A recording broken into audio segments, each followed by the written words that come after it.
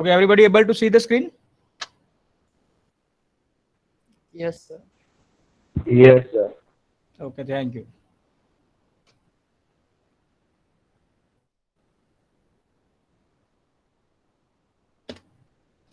So right now we are discussing this decision making and branching statement. Which is the first one? The first one is simple if statement. How it is work? In the if statement, there is a statement block. When this statement block is executed, if the condition is true, then statement block is executed. If condition is false, then this statement block is not executed. Here you can see in the if there is a condition. If condition is true, the statement block is executed. If condition is false, the statement block is not going to executed. So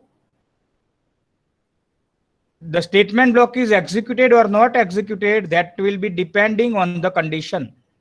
That will be depending on the condition. Here you can see in the graphical representation, if condition is true, statement block is executed, then the next statement X is executed. If condition is false, then direct statement X is executed. Then after we have discussed if else. So when there are two choice, statement block 1 and statement block 2. So one of the statement block is executed.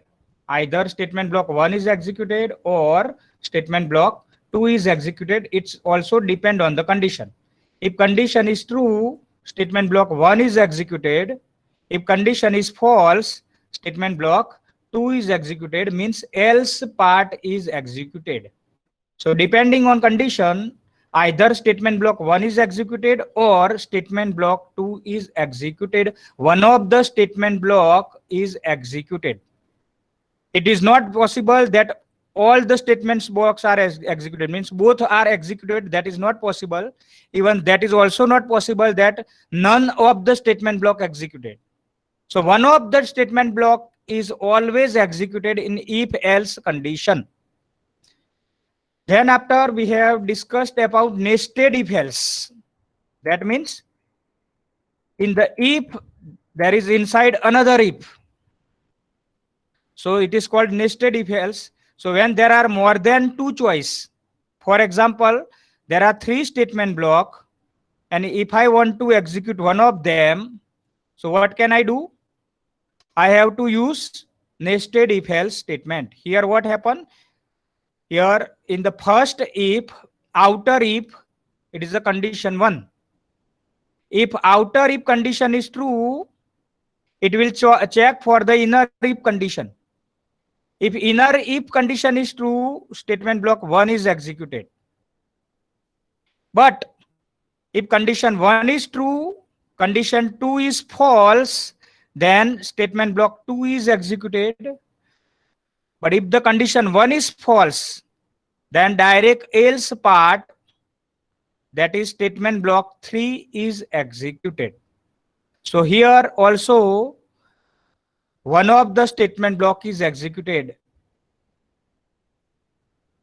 It is either statement block 1 is executed or statement block 2 is executed or statement block 3 is executed. One of from these three, right? All the statement block are not going to executed in any way. It is not possible that all the statement blocks are executed at a time. That is not possible. Similarly, none of them is executed. It is also not possible. Only one statement block is executed. So there are three choice, and if you going for the one choice, you can use nested if else statement, right? So up to now we have discussed simple if else, and the third one is nested if else statement. Okay, હવે આપણું આગળનું કામ અહીંથી ચાલુ થશે. તો પાછા આપણે ગુજરાતી લેંગ્વેજ ઉપર આવી જઈએ. તો આપણે અત્યાર સુધી if else અને nested if else ની ચર્ચા કરી.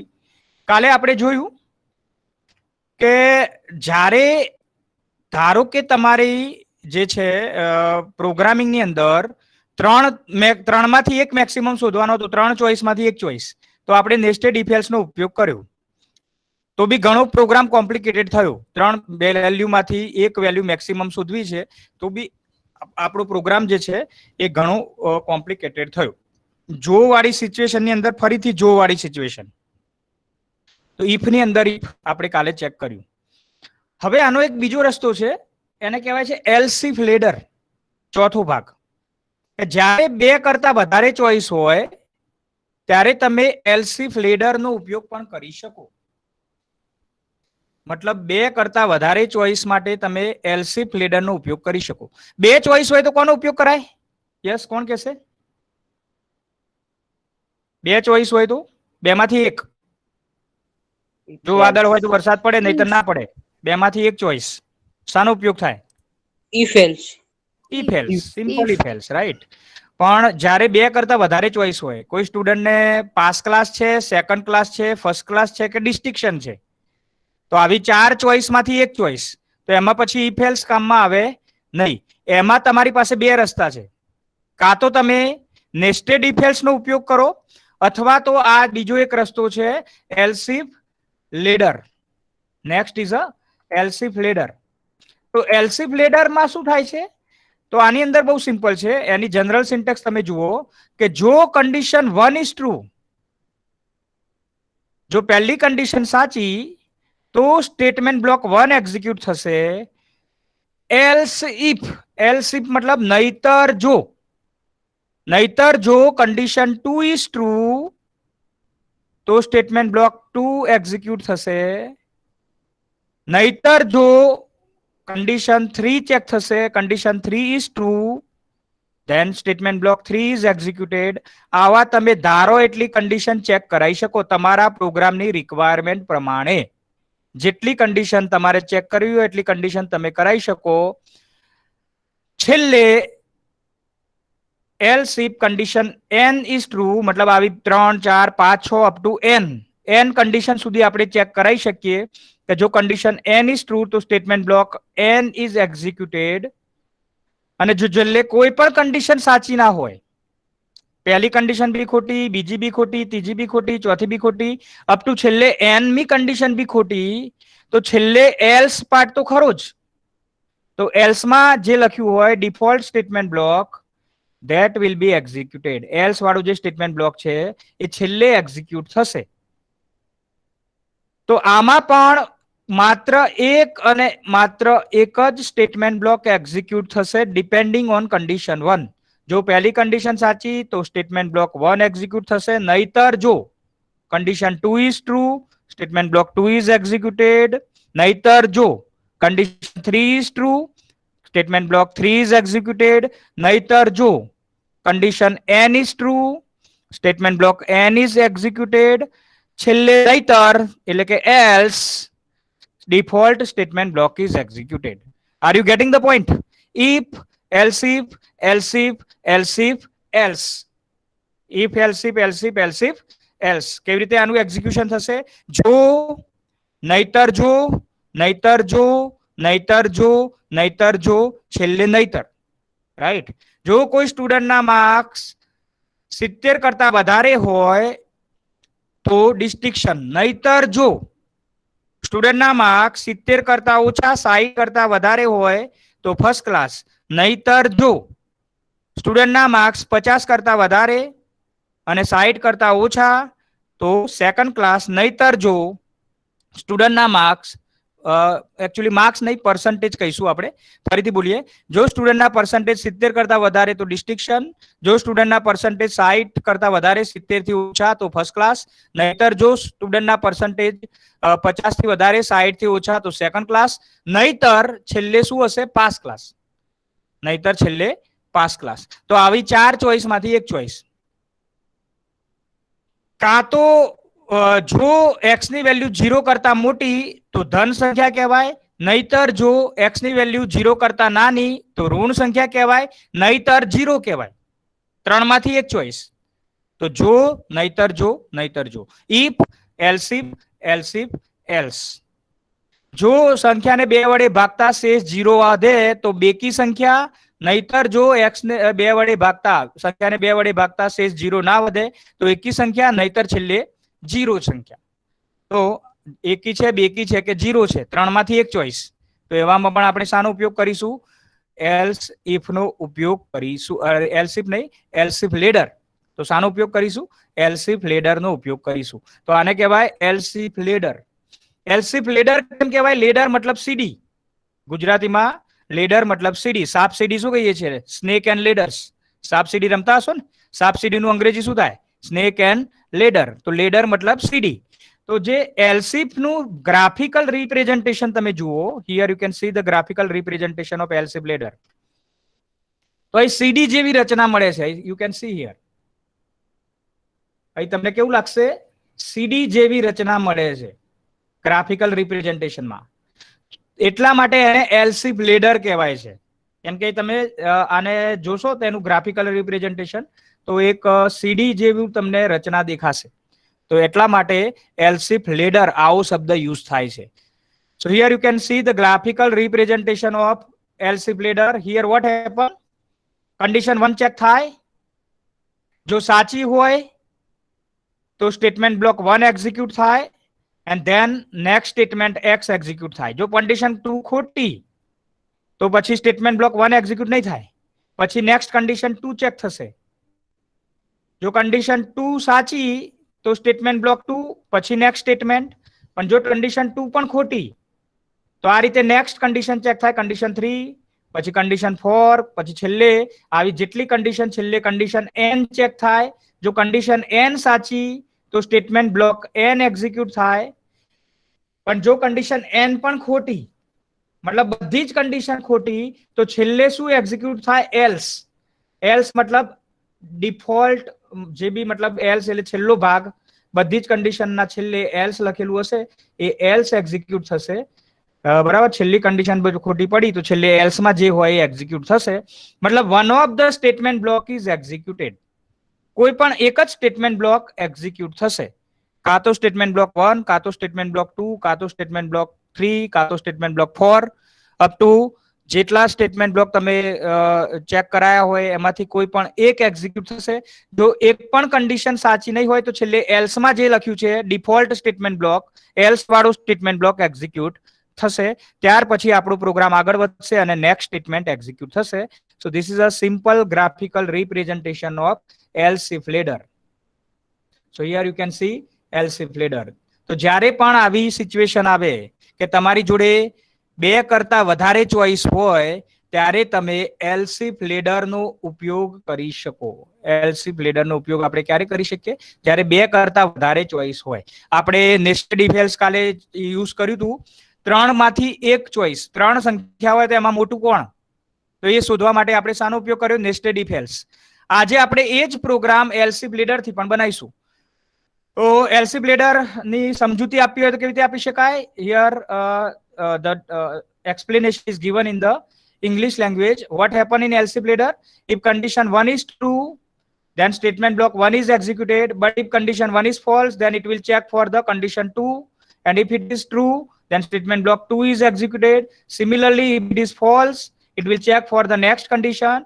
If all the conditions are false, then default statement block means else part is executed. આપણે ઓલરેડી ગુજરાતીમાં જેનું ડિસ્કશન કરી દીધું. When there are there are more than 2 choice, if you want to choose one from them, then you should use LCF ladder. જ્યારે 2 કરતા વધારે choice હોય અને 2 કરતા વધારે ચોઈસમાંથી એક ચોઈસ જ્યારે ચૂઝ કરવાની હોય ત્યારે તમે LCF ladder નો ઉપયોગ કરી શકો. બરાબર છે? તો આને વધારે સમજવા માટે આપણે પ્રોગ્રામિંગ તરફ આગળ વધીશું. પ્રોગ્રામિંગ ચેક કરીએ.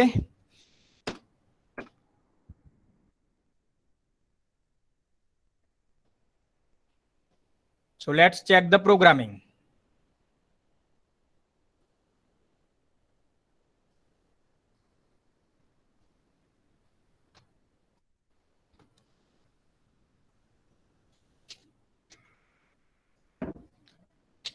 Okay.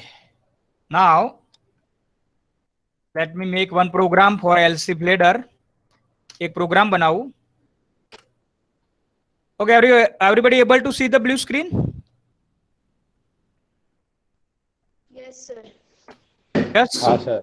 Yes હાલો sir. ને? Okay. Okay, પહેલો પ્રોગ્રામ LCF નો LCF1.c. ચલો ત્રણ ચોઈસ માંથી એક ચોઈસ હોય. હમણાં કાલે જ જે પ્રોગ્રામ બનાવ્યો ત્રણમાંથી એક મેક્સિમમ શોધવું છે તો એ જ પ્રોગ્રામ હું LC Blader થી બનાવું. ઇન્ક્લુડ stdio.h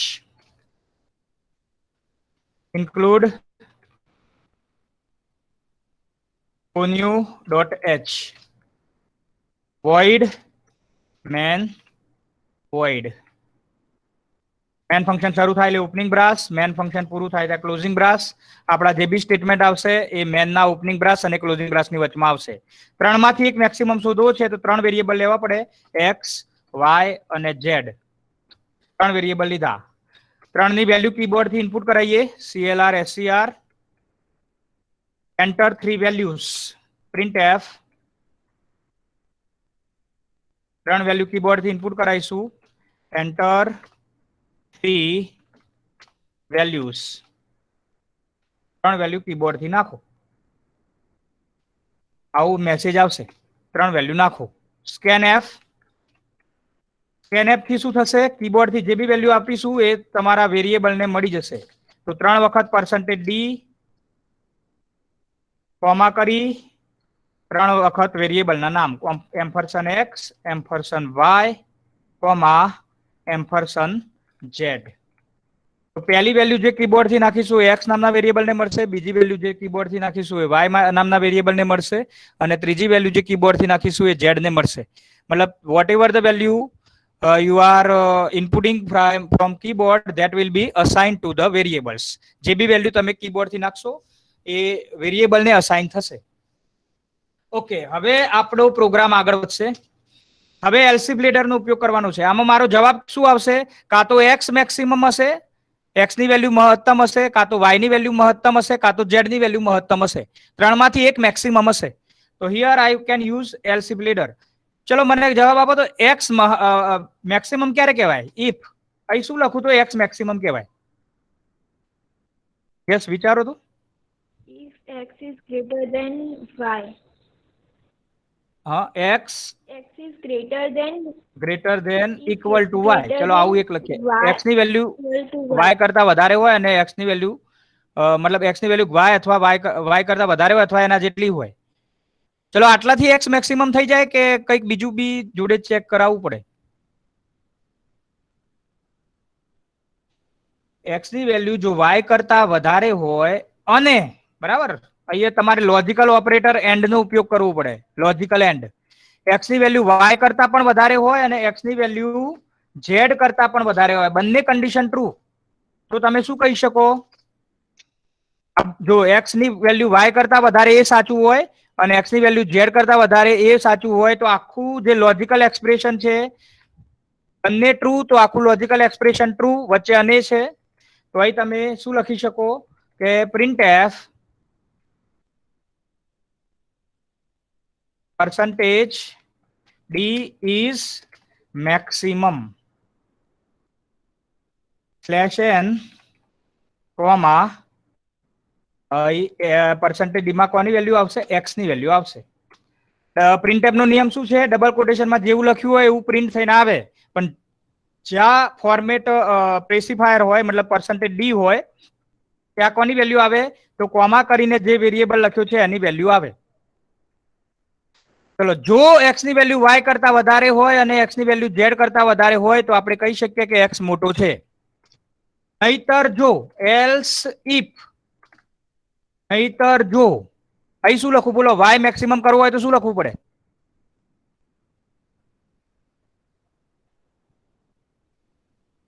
વાય ક્યારે મેક્સિમમ ગણાશે? યસ, કેવી રીતે કન્ડિશન લખવી પડશે? ટ્રાય કરો.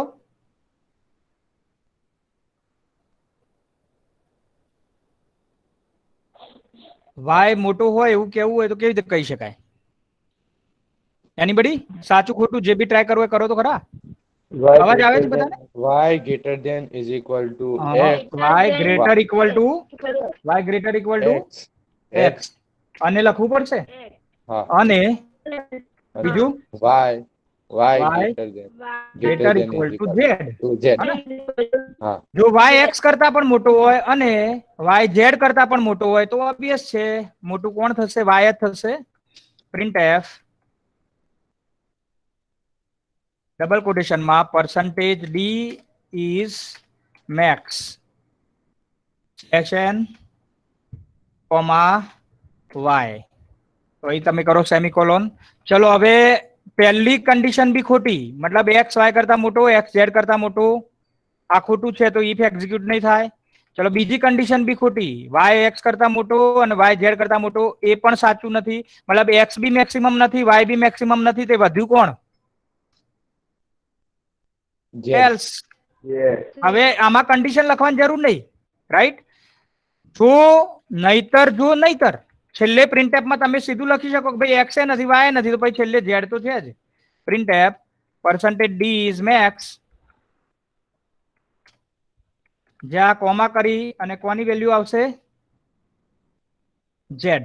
તો જો એક્સ મોટો નહીં હોય વાય મોટો નહીં હોય તો છેલ્લે એલ્સ પાર્ટ એક્ઝિક્યુટ થશે.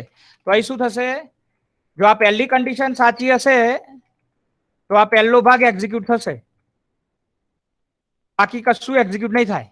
આ ત્રણમાંથી એક જ એક્ઝિક્યુટ થશે જો પહેલું સાચું તો પહેલો નહીતર જો બીજું સાચું તો બીજું નહીતર છેલ્લે ત્રીજું રાઈટ. તો પહેલી કન્ડિશન જો સાચી હશે તો આ બે ભાગ કેન્સલ આટલો ભાગ કેન્સલ. જો બીજી કન્ડિશન સાચી હશે તો આ પહેલી ખોટી હતી એટલે જ બીજા ઉપર આયા મતલબ પહેલું કેન્સલ હતું તો બીજું સાચું હશે તો માત્ર બીજો ભાગ એક્ઝિક્યુટ થશે આ ત્રીજો અને પહેલો કેન્સલ.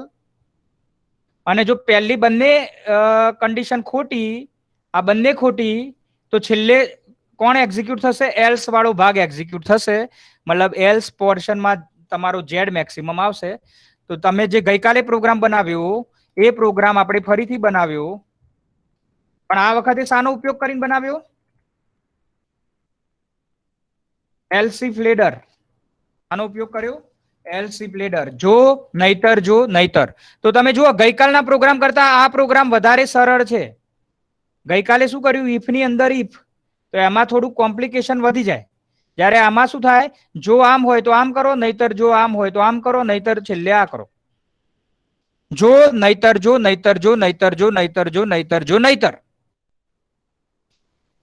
રાઈટ. બધાને સમજાય છે આ વસ્તુ. આ બધું આપણે વ્યવહારમાં યુઝ કરીએ જ છીએ વ્યવહારમાં જ્યારે વાતોચીત કરતા હોઈએ તો આ પ્રમાણેનું યુઝ કરીએ જ છીએ પણ એને સી લેંગ્વેજમાં કેવી રીતે લખવું તો સી લેંગ્વેજમાં એને આ રીતે લખવું પડે. તમારે આની અંદર રિલેશનલ ઓપરેટર લોજિકલ ઓપરેટર અને એલસી ફ્લેડર આ ત્રણનો ઉપયોગ કરો ત્યારે તમે એ વાતને કહી શકો. તો સી લેંગ્વેજની ભાષામાં લખવું પડે. આવું કોઈ પણ વસ્તુ જો તમારે એને એક્ઝિક્યુટ કરાવી હોય તો સી લેંગ્વેજની ભાષામાં તમારે એને કરવી પડે જેવી સિચ્યુએશન એ પ્રમાણેનું પ્રોગ્રામિંગ કરવું પડે. So here you can see else if ladder. આપણે એલસી ફ્લેડર ને જોઈ શકીએ છીએ. ચલો આને હું સેવ કરી ફરીથી સેવ કરું કમ્પાઇલ કરું. there is one error એક એરર છે. ક્યાં એરર છે late us check. Sir, error છે? else છેલ્લો if closing with bar. semicolon છેલ્લો right closing bar. એક છગડીયું કૌંસ વધારે મૂકી દીધો છે આપણે હા. અને sir Right. else if y equal to z છે ને ત્યાં સેમિકોલન રહી ગયું છે. કઈ જગ્યાએ હા sir L else shift if હા કઈ જગ્યાએ else છે? else કોઈ if જગ્યાએ else semicolon y equal to Y max થાય ને એમાં સર હા બધા કરેલી જ છે ને સેમિકોલોન સાહેબ વાય મેક્સ થાય ને ત્યાં નહીં semicolon else if y is આ રહી ને equal semicolon. to પર રન કરીએ કમ્પાઇલ કરીએ એરર આવે છે કે let us check no error there is no error. Okay તમે એક વસ્તુ સમજી લો મેન ની પાછળ સેમિકોલોન ના આવે એ જ રીતે ઇફ ની પાછળ પણ સેમિકોલોન ના આવે એલ્સ ઇફ ની પાછળ બી સેમિકોલોન ના આવે અને એલ્સ ની પાછળ બી સેમિકોલોન ના આવે કેમ કે જ્યારે ઇફ શરૂ થાય તો ઓપનિંગ બ્રાસ એ પૂરું થાય તો ક્લોઝિંગ બ્રાસ રાઈટ. ઇફ શરૂ થાય એટલે ઓપનિંગ બ્રાસ પૂરું થાય ત્યાં ક્લોઝિંગ બ્રાસ જેમ મેન શરૂ થાય તો ઓપનિંગ બ્રાસ પૂરું થાય ત્યાં ક્લોઝિંગ બ્રાસ એમ ઇફ પણ શરૂ થાય તો છગડીયો કૌંસ શરૂ અને પૂરું થાય ત્યાં છગડીયો કૌંસ પૂરો. એલ્સિફ માં પણ સેમિકોલોન પાછળ ના આવે. એ જ રીતે એલ્સ માં પણ સેમિકોલોન પાછળ આવે નહીં. સમજી ગયા છે બધા? જોઈ લો, કોઈ એરર નથી. there is no error, no warning. હવે આને રન કરું, કંટ્રોલ F9 અથવા તો રન મેનુમાં જાઉં અને રન કરું. તો કોઈ પણ વેલ્યુ તમે નાખો, 3 વેલ્યુ, ધારો કે 10, x ની વેલ્યુ 10, y ની 20 અને z ની 30. કોણ મોટું થશે? 30 ઇઝ મેક્સ. ત્રણમાંથી મોટું કોણ? 30. ચલો ફરીથી રન કરું. આખા વેલ્યુ કોઈ પણ વેલ્યુ નાખું, ધારો કે કઈ વેલ્યુ મોટી આવશે? 677 is next. 6454 આ મોટી આવશે.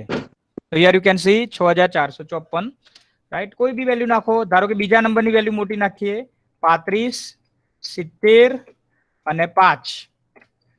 આમાં શું થશે? પહેલી કન્ડિશન ખોટી પડશે, બીજી કન્ડિશન સાચી પડશે, એટલે 70 મેક્સિમમ આવશે. તો here you can C 70 is maximum. પ્રોગ્રામને ડિબગ કરીને ચેક કરો, ડિબગ કરીને. ચલો હું 3 વેલ્યુ, આ ધારો કે આ વેલ્યુ હું નાખીશ 3000, x ની વેલ્યુ 3000 નાખું, કમેન્ટ કરીને લખું છું, બરાબર, ખાલી સમજવા માટે. y ની વેલ્યુ 2000 નાખું અને x ની વેલ્યુ 1000 નાખું. કીબોર્ડ થી આપણે રન કરીએ ત્યારે આ પ્રમાણે વેલ્યુ નાખીએ. લેટ અસ હું ડિબગિંગ કરું પ્રોગ્રામિંગ નું. F8. ચલો CLR SCR થી સ્ક્રીન ક્લિયર થશે. એન્ટર 3 વેલ્યુઝ એવો મેસેજ આવશે. ચલો સ્કેનએફ થી 3 વેલ્યુ ઇનપુટ થશે. ધારો કે એવું નાખું છું કેટલા? 3000, 2000 અને 1000. આ જ હતી ને? 3000, 2000 ને 1000. હા. ચલો કન્ડિશન ચેક કરો. પહેલું ઇફ સાચું કે ખોટું? પહેલું ઇફ પહેલું જીપ સાચું. પહેલું જીપ સાચું. કેમ કે 3000 એ 2000 કરતા પણ મોટા અને 3000 એ 1000 કરતા પણ મોટા. કન્ડિશન સાચી, વચ્ચે અને છે. બંને કન્ડિશન સાચી હોય, વચ્ચે અને થી જોડેલું હોય તો આખું લોજિકલ એક્સપ્રેશન સાચું થાય. અને આખું લોજિકલ એક્સપ્રેશન સાચું થાય તો પહેલું ઇફ સાચું થઈ જાય, તો એના પહેલું ઇફ એક્ઝિક્યુટ થશે. બાકીના જે એલ્સ ઇફ છે અને એલ્સ છે એક્ઝિક્યુટ થશે નહીં. 3 માંથી એક જ થાય. પહેલું સાચું પડી ગયું, નીચે જવાનો સવાલ આવતો નથી. ચલો F8 કરું. What happen here? આ એક્ઝિક્યુટ થઈ જશે. એટલે તમારો જવાબ આવશે 3000 ઇઝ મેક્સ. હવે સીધું જ પેલું એલ્સિફ બી નહીં થાય, એલ્સ નહીં થાય, સીધું ગેટ ch ઉપર કંટ્રોલ આવશે. તમે જુઓ, F8 કરું, સીધું ગેટ ch. જોયું કે આવી ગયું? ગેટ ch ઉપર આવી ગયું. મતલબ એલ્સિફ ના થયું, એલ્સ બી ના થયું, સીધું ગેટ ch આવ્યું. મેન પૂરું થશે, 3000 ઇઝ મેક્સ પ્રિન્ટએફ લખાઈને આવશે અને ગેટ ch પૂરું થયું, મેન પૂરું થયું, પ્રોગ્રામ આખો પૂરો થયો. ચલો વેલ્યુ બદલી નાખીએ. પહેલાની 1000 કરીએ, બીજાની 2000 ને ત્રીજાની 3000. Z લખું આને, Z, બરાબર. હવે રન કરું, જરા સેવ કરી આને ડિબગ કરું ફરીથી. ચલો 1000, 2000 અને 3000. x ની વેલ્યુ 1000, y ની 2000 અને z ની 3000. ચલો શું થશે? પહેલી કન્ડિશન ચેક કરો. 1000 એ 2000 કરતા મોટા. સાચું કે ખોટું? ખોટું. ખોટું. અને x is greater than z, મતલબ 1000 3000 કરતા મોટા. ખોટું. એ સાચું કે ખોટું? ના, ખોટું. તો પહેલું x, પહેલી કન્ડિશન મતલબ x ગ્રેટર ધેન y એ બી ખોટું અને x ગ્રેટર ધેન z એ બી ખોટું. બંને ખોટા. તો બંને ખોટા, તો વચ્ચે અને છે, તો ઇફ સાચું પડશે કે ખોટું પડશે? ઇફ ખોટું આખું પડશે. ઇફ, આખું ઇફ નું જે એક્સપ્રેશન છે એ શું થશે? ખોટું. ફોલ્સ થશે. તો આ ઇફ એક્ઝિક્યુટ નહીં થાય. ચલો બીજી કન્ડિશન ઉપર ચેક થશે. હવે મતલબ પહેલું percentage d is max નહીં આવે. હવે મતલબ અહીંથી જો આ પ્રિન્ટએફ એક્ઝિક્યુટ ના થાય, સીધું બીજા ઉપર કૂદકો માર્યો. ચલો બીજું સાચું છે ખોટું? ખોટું છે. y is greater than x, y is greater equal to x. ખોટું. ના, એ સાચું. એ સાચું, બરાબર. y is એ greater સાચું. equal to x, મતલબ 2000 1000 કરતા વધારે સાચું. અને y is greater than z, ખોટું. ખોટું. 2000 3000 કરતા વધારે. એ ખોટું. એ ખોટું. તો એક કન્ડિશન સાચી, બીજી કન્ડિશન ખોટી, વચ્ચે અને છે, તો આખું એક્સપ્રેશન શું થાય? એક સાચું એક ખોટું, વચ્ચે અને, તો આખું એક્સપ્રેશન ખોટું. ખોટું થાય. તો આ એલસી વાળો બી ભાગ એક્ઝિક્યુટ નહીં થાય, સીધો એલ્સ વાળો ભાગ એક્ઝિક્યુટ થશે. મતલબ એનું પ્રિન્ટએફ બી એક્ઝિક્યુટ નહીં થાય, વાય ઇઝ મેક્સ વાળું પ્રિન્ટએફ એક્ઝિક્યુટ નહીં થાય, એ સીધું એલ્સ. હવે બાકી કશું વધ્યું નહીં. પહેલી કન્ડિશન બી ખોટી, બીજી કન્ડિશન બી ખોટી, તો છેલ્લે એલ્સ વાળો ભાગ કમ્પલસરી એક્ઝિક્યુટ થશે. તો આ ભાગ કમ્પલસરી એક્ઝિક્યુટ થશે. તો એલ્સ વાળો પાર્ટ એક્ઝિક્યુટ થશે. કોણ મોટું? લાઈક લખાઈને આવશે percentage d is max, z. તો આ percentage d એટલે કોણ? 3000 is max, આવું પ્રિન્ટ થઈને આવશે. તો here you can see the result, 3000 is max. તો તમારા 3000 સૌથી મોટી વેલ્યુ છે એવું લખાઈને આવશે. પ્રોગ્રામ આખો પૂરો થશે. સો here you can see LC bladder ની મદદથી આપણે એક પ્રોગ્રામ બનાવ્યો, રાઈટ? સિમ્પલ પ્રોગ્રામ એક બનાવ્યો કે x મોટો, y મોટો કે z મોટો. આ જ પ્રોગ્રામ આપણે ગઈકાલે બનાવ્યો તો શાની મદદથી? નેસ્ટેડ ઇફ એલ્સ ની મદદથી બનાવેલો. ચલો એક બે પ્રોગ્રામ બીજા બનાવીએ. ઓલરેડી આપણે એક પ્રોગ્રામ આગળ બનાવેલા છે, એમાં જ ચેન્જ કરીએ. ચલો એક પ્રોગ્રામ હતું ને, પોઝિટિવ વેલ્યુ, નેગેટિવ વેલ્યુ કે કઈ વેલ્યુ? 0. પોઝિટિવ હોય, નેગેટિવ હોય કે 0 હોય. ચલો આને જરાક જોઈ લઈએ. આ તો બની ગયો. હવે એક ઓપન કરું હું programme.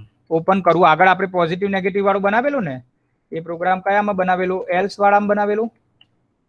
else1, else2, else1, else2, else2 હતો. જુઓ, લેટ અસ સી. આ છે ને? ના, તો મેક્સિમમ વાળો છે.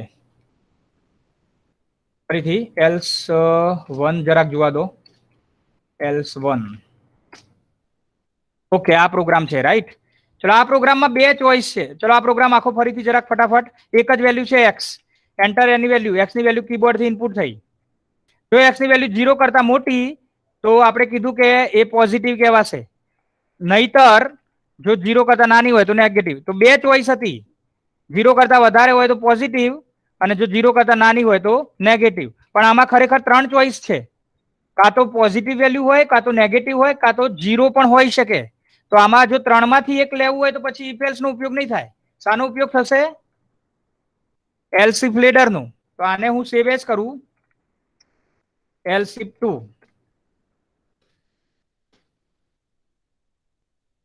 ચલો તો આ પ્રોગ્રામમાં કેટલો ચેન્જ કરવો પડે? જો x ની વેલ્યુ 0 કરતા વધારે તો આ બરાબર રહેશે. else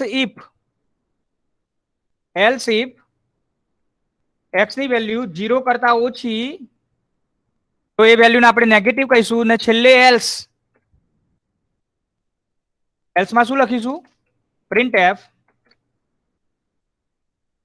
ડબલ કોટેશનમાં વેલ્યુ ઇઝ 0.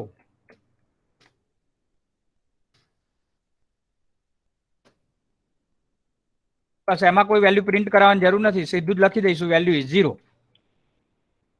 તો here you can see what happen. જો x ની વેલ્યુ 0 કરતા વધારે હશે તો જે વેલ્યુ છે એ પોઝિટિવ લખાઈને આવશે. નહીતર જો x ની વેલ્યુ 0 કરતા ઓછી હશે તો લખાઈને આવશે કે એ વેલ્યુ નેગેટિવ છે. નહીતર છેલ્લે જો પોઝિટિવ બી નહીં હોય, નેગેટિવ બી નહીં હોય, તો એ વેલ્યુ કેવી આવશે? 0 આવશે. So are you getting the point? ત્રણમાંથી એક ચોઈસ, કાં તો વેલ્યુ પોઝિટિવ છે, નેગેટિવ છે, અથવા 0 છે. તો આવું હોય જ્યારે બી સિચ્યુએશન. રન કરીને ચેક કરીએ. કમ્પાઇલ કરીએ પેલા પ્રોગ્રામને. કોઈ પણ એરર નથી. હવે હું રન કરું. ધારો કે વેલ્યુ નાખું 45. શું જવાબ આવશે? 45 ઇઝ પોઝિટિવ વેલ્યુ. ચલો ફરીથી રન કરું. હવે નાખું -45. તો -45 0 કરતા નાના કહેવાય, એટલે જવાબ આવશે negative value. -45 is negative value. અને ધારો કે હું નાખું 0, તો 0 ને પોઝિટિવ કહેવાય ના નેગેટિવ કહેવાય. તો અહીં લખાઈને આવશે વેલ્યુ ઇઝ 0. શું લખાઈને આવશે? Value is 0. તો અહીં ત્રણ ચોઈસ છે. જો x ની વેલ્યુ 0 કરતા વધારે તો એને આપણે કહીશું પોઝિટિવ વેલ્યુ. નહીતર જો x ની વેલ્યુ 0 કરતા ઓછી, જો x ની વેલ્યુ 0 કરતા ઓછી તો આપણે એને કહીશું નેગેટિવ વેલ્યુ. અને જો x ની આ બંને કન્ડિશન ખોટી, નઈ વેલ્યુ પોઝિટિવ, નઈ વેલ્યુ 0, તો x જો 0 નાખ્યો હશે તો જવાબ આવશે વેલ્યુ ઇઝ 0. તો જ્યારે બી બે કરતા વધારે ચોઈસ માંથી એક ચોઈસ કરવાની હોય તો તમે એલસી પ્લેડર નો ઉપયોગ કરી શકો. You can use the else if ladder જ્યારે તમારે બે કરતા વધારે ચોઈસ નો ઉપયોગ કરવાનો હોય ત્યારે. તો આ એક પ્રોગ્રામ બનાવ્યો, ત્રણમાંથી મેક્સિમમ માટે એક પ્રોગ્રામ બનાવ્યો. કોઈ વેલ્યુ પોઝિટિવ છે, નેગેટિવ છે કે 0, આમાં પણ 3 ચોઈસ. આપણે આગળ બી એક પ્રોગ્રામ બનાવેલો કયો, ત્રણ સબ્જેક્ટના માર્ક્સ હોય, 3 વિષયના માર્ક્સ, 3 કે 4 વિષયના માર્ક્સ આપણે લીધેલા, અને પછી કોઈ છોકરાના ગ્રેડ શોધવો હોય તો બી આપણે એલસીપ નો ઉપયોગ કરી શકાય. એલસી પ્લેડર નો આપણે આઈ થિંક એક પ્રોગ્રામ બનાવેલો. એ શાની અંદર બનાવેલો, કયા ઓપરેટર નો, એક ગ્રેડ માટેનો પ્રોગ્રામ હતો. શું નામ હતું, યાદ છે કોઈને? પ્રોગ્રામનું નામ શું હતું? ઓપરેટરમાં બનાવેલું, લોજિકલ ઓપરેટર, રિલેશનલ ઓપરેટર.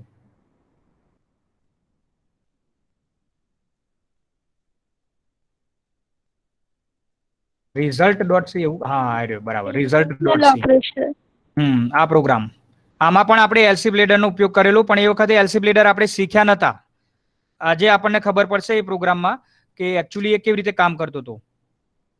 તો આ પ્રોગ્રામમાં આપણે શું કર્યું હતું, 4 વિષયના માર્ક્સ લીધા, સી લેંગ્વેજ, ઓફિસ, સીઓ અને સીએસ. એનું ટોટલ કર્યું અને પછી પર્સન્ટેજ શોધ્યા હતા. તો 4 વિષયના માર્ક્સ કીબોર્ડ થી ઇનપુટ કર્યા. printf enter the marks of 4 subjects. scanf C language ના માર્ક્સ, ઓફિસ ના માર્ક્સ, સીઓ ના માર્ક્સ અને સીએસ ના માર્ક્સ ઇનપુટ કર્યા. એનું ટોટલ શોધ્યું, 4 વિષયનું ટોટલ કર્યું, 4 વિષયના ટોટલ ભાગ્યા 4 કર્યા એટલે ટોટલ માંથી આપણને પર્સન્ટેજ મળ્યા. હવે આપણે આમાં બે વસ્તુ યુઝ કરેલી, ઇફ એલ્સ નો પણ ઉપયોગ કરેલો અને ઇફ ની અંદર એલસી પ્લેડર. તો આમાં જુઓ, પહેલું ઇફ આ છે, આ ઇફ જે છે એ ક્યારે એક્ઝિક્યુટ થશે બોલો તો? સી લેંગ્વેજ ના માર્ક્સ 35 અથવા 35 થી વધારે હોય અને ઓફિસ ના માર્ક્સ પણ 35 અથવા 35 થી વધારે હોય અને સીઓ ના માર્ક્સ 35 થી 35 કરતા વધારે હોય અને સીએસ ના માર્ક્સ પણ 35 અથવા 35 થી વધારે હોય. મતલબ ચારે વિષયના માર્ક્સ 35 થી વધારે હોય તો સ્ટુડન્ટ પાસ થાય. જો આ ચારે કન્ડિશન સાચી, વચ્ચે અને છે, તો આખું લોજિકલ એક્સપ્રેશન સાચું પડે. તો વિદ્યાર્થી પાસ હશે ત્યારે જ આ એક્ઝિક્યુટ થશે. તો જ્યારે આ વિદ્યાર્થી પાસ હશે તો જ આ ઇફ ની અંદર જે કંઈ પણ લખ્યું છે, ઓપનિંગ બ્રાસ થી માંડીને ક્લોઝિંગ બ્રાસ, આ પહેલું ઇફ, રાઈટ. આઉટર ઇફ ક્યારે એક્ઝિક્યુટ થશે? આ પહેલું ઉપરવાળું આઉટર ઇફ. તો જ્યારે આ કન્ડિશન સાચી હોય ત્યારે, મતલબ ચારે વિષયના માર્ક્સ 35 થી વધારે હોય ત્યારે એ એક્ઝિક્યુટ થશે. પણ જો એકાદ વિષયમાં બી 35 થી ઓછા માર્ક્સ હશે તો પછી શું થશે? તો અહીં ધારો કે મેં અહીં ફરીથી ઇફ લખ્યું હતું ને, આ ઇફ લખવાની જરૂર નથી, હું એલ્સ લખી શકું. નહીતર છેલ્લે શું, આ ચેક કરવાની જરૂર જ નહીં, અહીંયા સીધું લખી દો એલ્સ. બરાબર. તો અહીં શું થશે કે જો વિદ્યાર્થી પાસ હશે તો એના ટકા બી ગણાઈને આવશે ને એનો ગ્રેડ બી લખાઈને આવશે. પણ જો વિદ્યાર્થી પાસ નહીં હોય તો નહીતર શું થઈ જશે? He is fail. આ ભાગ એક્ઝિક્યુટ થશે, ઇફ એલ્સ. આની અંદર આખો જે પોર્શન છે, આ ઇનર ઇફ નું એલ્સ કયું છે? આ એલ્સ છે. તો જો પહેલો ભાગ ખોટો તો એલ્સ એટલે ફેલ લખાઈને આવશે. પણ જો પહેલો ભાગ સાચો, મતલબ ચારે વિષયના માર્ક્સ 35 થી વધારે હશે તો શું થશે? તો શું થશે કે તમે અહીં ચેક કરી શકો, એના ટકા આપણે પ્રિન્ટ કરાવી દઈશું. જો પર્સન્ટેજ 70 કરતા વધારે હશે તો ડિસ્ટિંક્શન. ઓકે, પછી આપણે અંદર ઇફ નો ઉપયોગ કર્યો તો અહીં હું એને એલસીફ કરી દઉં. ચલો આને જરાક સેવ એસ, અથવા તો વાંધો નહીં, ચલો ને એલસીફ, આને સેવ એસ કરીને પ્રોગ્રામનું નામ બદલીએ, એલસીફ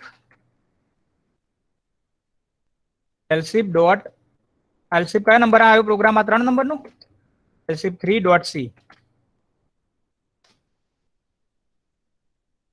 સેવ કરું.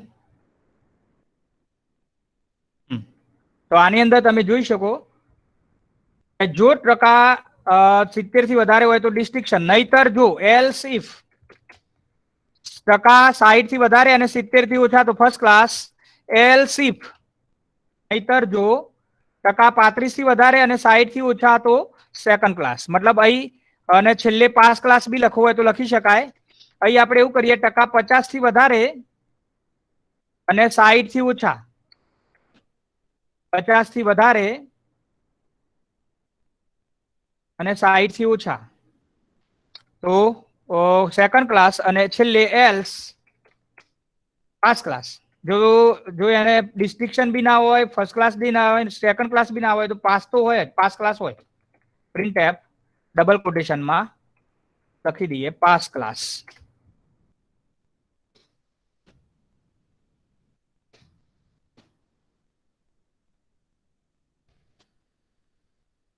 તો આમાં પણ આપણે એલસીફ નો ઉપયોગ કરી શકીએ, કેમ કે 4 ચોઈસ માંથી એક ચોઈસ. આ 4 ચોઈસ માંથી એક ચોઈસ ક્યારે? જો વિદ્યાર્થી પાસ હોય ત્યારે. મતલબ પહેલા તો એલસીફ આપણે લીધું છે પાસ અને ફેલ માટે. જો પહેલું જ ઇફ ખોટું પડે તો શું થાય? આ ઇફ ખોટું પડે તો શું થાય? કોણ કહેશે?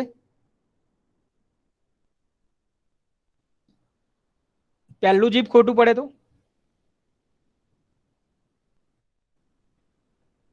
યસ.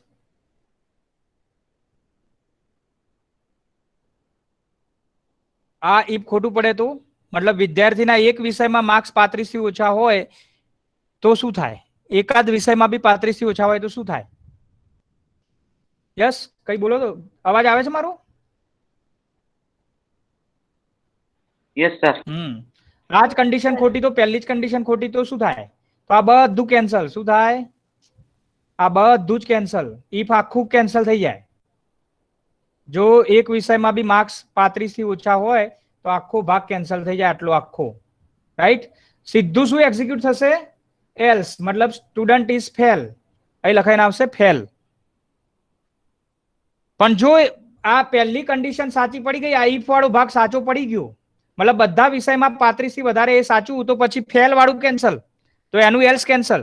પછી આ એક્ઝિક્યુટ થશે આટલો ભાગ. હવે આટલા ભાગમાં બી આપણે શું કર્યું છે? તો એમાં ચેક કરાયું છે, એમાં એલસી બ્લેડર લીધું છે કે જો 70 થી વધારે ટકા હોય તો ડિસ્ટિંક્શન, 60 થી વધારે 70 થી ઓછા તો ફર્સ્ટ ક્લાસ, 50 થી વધારે 60 થી ઓછા તો સેકન્ડ ક્લાસ, અને જો 35 થી વધારે અને 50 થી ઓછા તો પાસ ક્લાસ. મતલબ ડિસ્ટિંક્શન નહીં હોય, ફર્સ્ટ ક્લાસ નહીં હોય, સેકન્ડ ક્લાસ નહીં હોય તો પાસ ક્લાસ તો હશે જ. એમાં પછી ઇફ કરીને ચેક કરવાની જરૂર નહીં. તો ઇફ એલ્સિફ એલ્સિફ એલ્સ, જો નહીતર જો નહીતર જો નહીતર, આ રીતે આપણે ચેક કરાવીશું. રાઈટ? તો તમે જોઈ શકો છો. આને હું રન કરું, સેવ કરું પહેલા અને રન કરું. ધારો કે એકાદ વિષયમાં 35 થી ઓછા માર્ક્સ નાખીએ તો શું જવાબ આવશે? શું જવાબ આવશે આનો? ફેલ. કેમ કે પેલું આખું ઇફ એક્ઝિક્યુટ નહીં થાય, સીધું એનું એલ્સ આવશે. પણ બધા વિષયમાં 35 થી વધારે નાખીએ તો પછી અંદર ચેક કરવા જશે, ટકા બી લખાઈને આવશે અને ગ્રેડ બી લખાઈને આવશે. ધારો કે પહેલામાં છે 56, બીજામાં 89, ત્રીજામાં 67 અને ચોથામાં 90. તો આમાં ટકા ગણાઈ જશે અને એનો ક્લાસ પણ લખાઈને આવશે. જુઓ ટકા કેટલા? 75. અને શું આવ્યું? ડિસ્ટિંક્શન.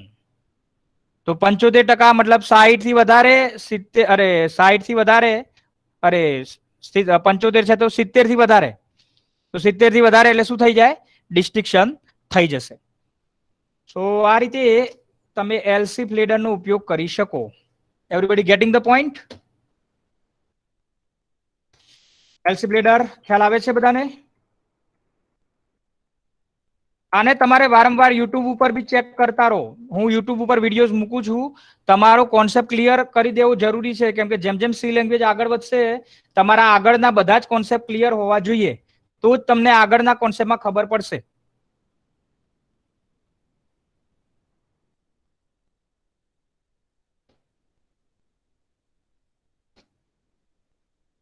ઓકે, આને બંધ કરું.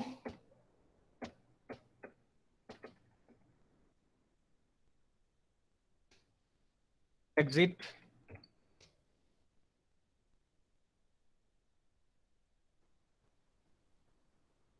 Okay, so now you can see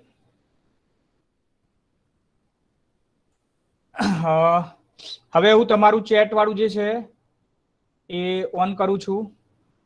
તો everybody share your roll number.